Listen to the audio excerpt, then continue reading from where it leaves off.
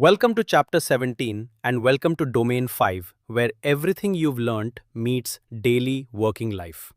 Today's setting is the workplace, one of the most privacy intense environments there is, because employers hold enormous data and enormous power over the people in it. Here's our agenda. First, the legal basis for processing employee data and the famous problem at the heart of workplace privacy: why consent almost never works between employer and employee. Then the practical files, personnel records, how long to keep them, how to secure them, and the employee's rights over them, including the access requests that so often arrive mid-dispute. Next, the surveillance questions, workplace monitoring and its balancing test, the types you'll encounter, email, internet, video, and data loss prevention tools, and where each crosses the line. Then, modern working arrangements. Bring your own device programs with their tangled mix of personal and corporate data. And finally, the collective dimension. EU Works Councils and their role in approving monitoring systems, plus whistleblowing channels and the confidentiality they demand. Think of this chapter as GDPR with an HR badge on. Same principles, sharper power imbalance, higher stakes for real people's livelihoods. Let's step into the office. Let's start with the foundational question of workplace privacy. On what legal basis does an employer process employee data? And immediately, we meet the most famous no in this field: consent.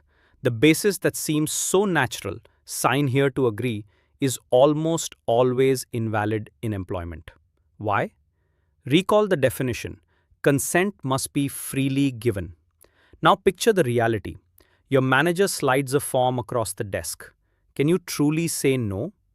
Refusing your employer carries the shadow of consequences, real or imagined, for your career, your reviews, your standing. That power imbalance means the freedom is fiction, and regulators and the EDPB have said so consistently.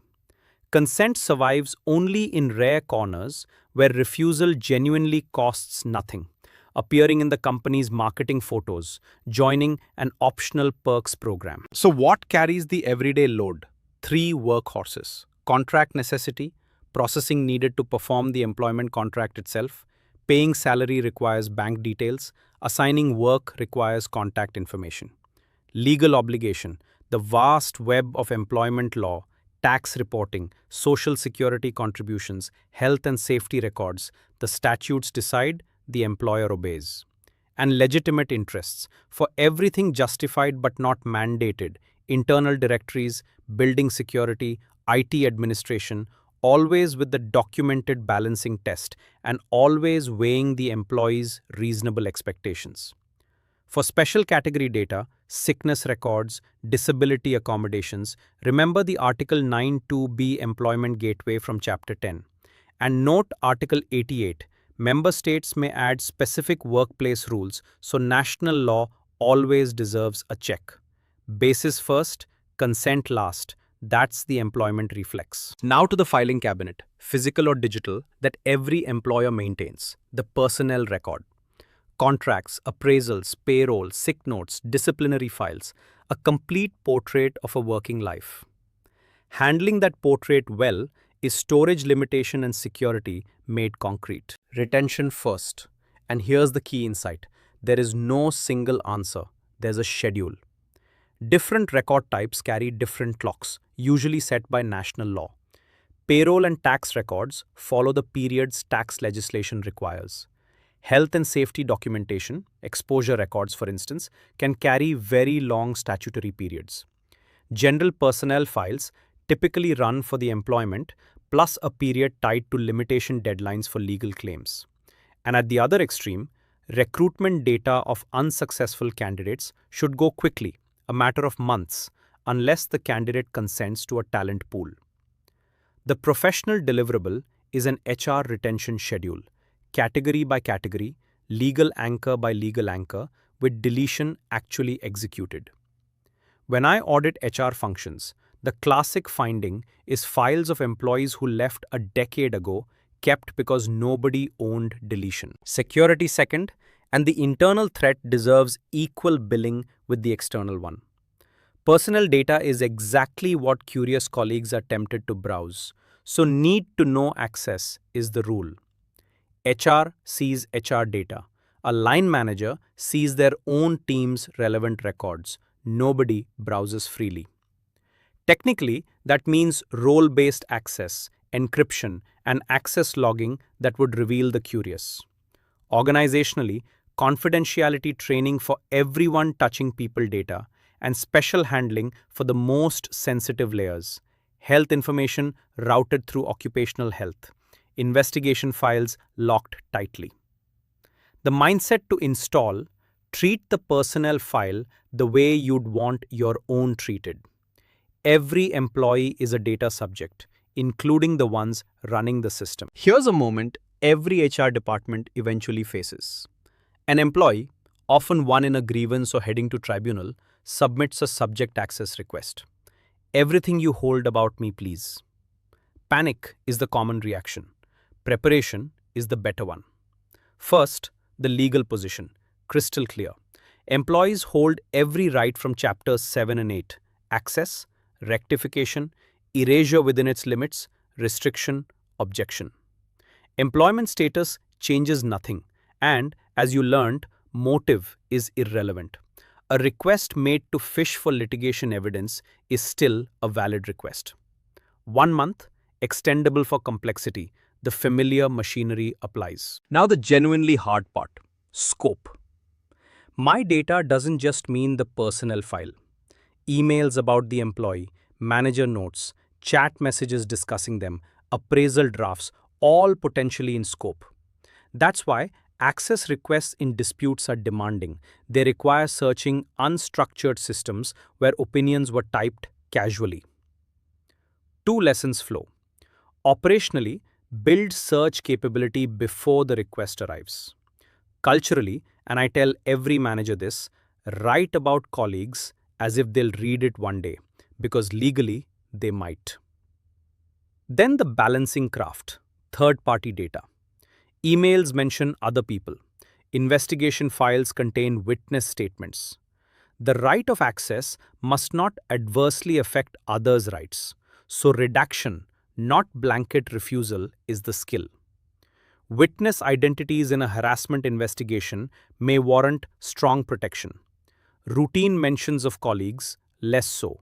Each call documented. Underneath it all, the broader risks of employee data, function creep, data collected for security drifting into performance evaluation, and profiling that quietly shapes careers. The remedy is the discipline you already know: purpose limitation, honestly enforced, even against your own curiosity. Now we enter the most contested ground in workplace privacy: monitoring. Employers have real interests: protecting systems, preventing theft, ensuring safety. Employees have a real right to private life, and here's the crucial point: that right does not stop at the office door. The European Court of Human Rights has said so repeatedly. A reasonable expectation of privacy exists even at work. The legal basis, almost always, is legitimate interests, with the balancing test carrying the full weight. And never consent. You know why by now. The imbalance makes it worthless. And a monitoring program that evaporates whenever someone withdraws consent is no program at all. The balancing discipline draws heavily on the Strasbourg case law, especially the Barbulescu judgment, where an employee was dismissed based on monitored messages he didn't know were being read. The court's factors have become the practitioner's checklist. Was the employee informed in advance, clearly, of the nature and extent of monitoring?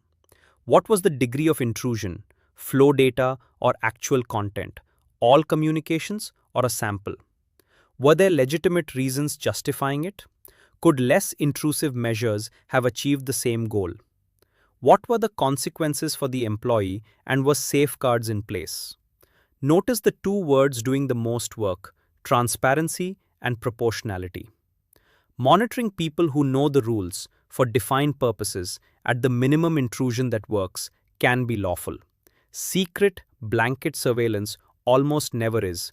Covert monitoring survives only in exceptional cases.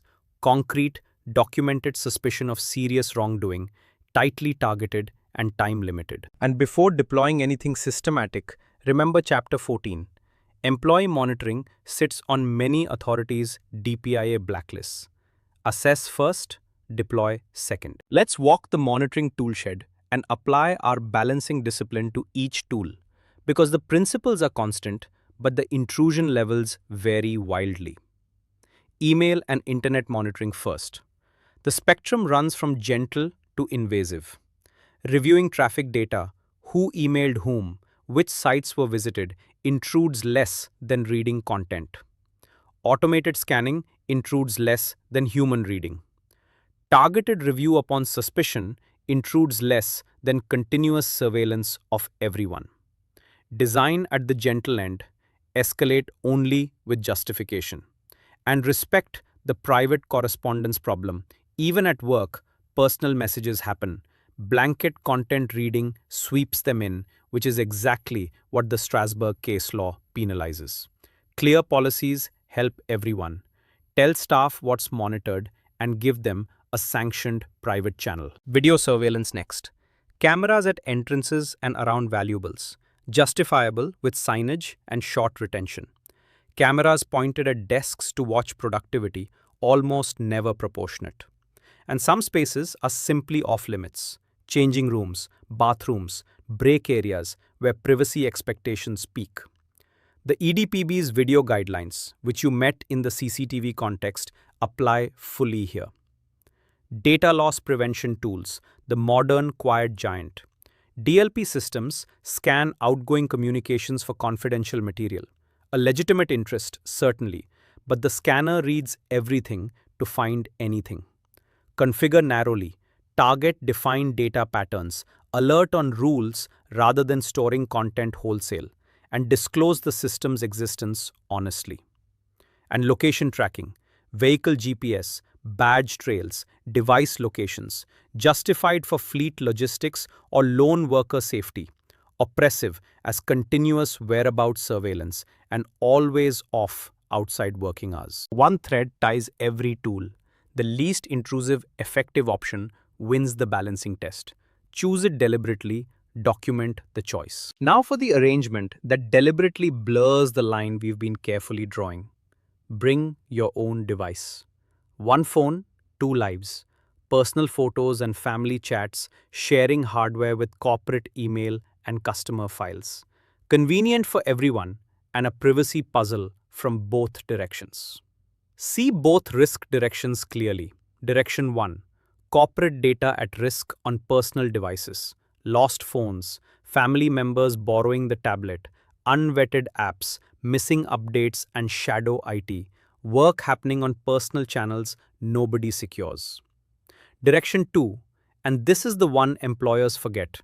Employee privacy at risk from corporate reach. If the company can search, monitor, or wipe the device, can it see personal photos, read private messages, erase a family's holiday pictures while remote wiping a lost phone? An employer stumbling through an employee's personal life is a data protection incident of its own. The elegant answer is containerization, a sealed corporate compartment on the device. Work apps, work email, and work data live inside the container, encrypted, policy-controlled, and remotely wipeable, while everything outside remains invisible and untouchable to the employer. Mobile device management enforces the essentials: passcodes, encryption, update levels, and when employment ends or the phone vanishes, the wipe removes the container only. Corporate protection, personal sanctuary, one device. Wrap it in a policy that answers the honest questions in plain language. What can the company see exactly? What can it never see? What happens if the device is lost and at exit? Which apps and uses are acceptable? Employees deserve those answers before enrolling. That's transparency doing its familiar work. BYOD done well is a treaty between two legitimate interests. Done casually, it's a breach story waiting for its date. We close the workplace chapter with its collective dimension, because in Europe, employee privacy isn't negotiated one person at a time. First, works councils. In many member states, Germany and France most famously, employee representative bodies hold real legal power over workplace data systems. National law frequently requires the employer to inform, consult, or even obtain the agreement of the Works Council before introducing monitoring technologies or systems that evaluate employee performance. Picture the practical consequence. A multinational rolling out a global HR platform or a DLP tool discovers that in some countries, deployment legally waits for a Works Council agreement. Smart organizations treat this as a feature, not friction. Councils negotiate safeguards, purpose limits, access restrictions, retention caps that make the eventual system more defensible under the GDPR too. Co-determination and data protection pulling the same direction. Second, whistleblowing systems. The EU Whistleblower Directive requires organizations above modest size thresholds to operate secure internal reporting channels, and those channels are privacy critical by nature. Think about what a report contains: allegations about identifiable colleagues, the reporter's identity, witness names, all sensitive, all explosive if leaked. The data protection requirements follow naturally. Confidentiality of the reporter protected rigorously, access restricted to the small trained team handling cases, retention limited, files closed and minimized once investigations end, and a genuine tension to manage. The accused person's data subject rights, including access, cannot be allowed to unmask the reporter. So authorities accept proportionate restrictions protecting the rights of others, the balancing craft once more. Handled well, both institutions serve the same deep goal: trust inside the workplace. Which is, after all, what this whole chapter has really been about. Excellent. Chapter 17 done, and workplace privacy is now firmly in your toolkit. The consent problem and its workhorses, retention schedules and personnel file security, access requests mid-dispute, the monitoring balancing test with its Strasbourg factors, BYOD containment, and the collective layer of works councils and whistleblowing channels. This is the domain where privacy professionals earn daily trust inside their own organizations. The usual quick word: if this playlist keeps proving its value, subscribe to the channel. It unlocks this full series plus every other certification playlist we publish, and it supports free structured training for the whole community studying alongside you. Keep the sequence rolling too. Next chapter continues Domain 5 with surveillance and direct marketing.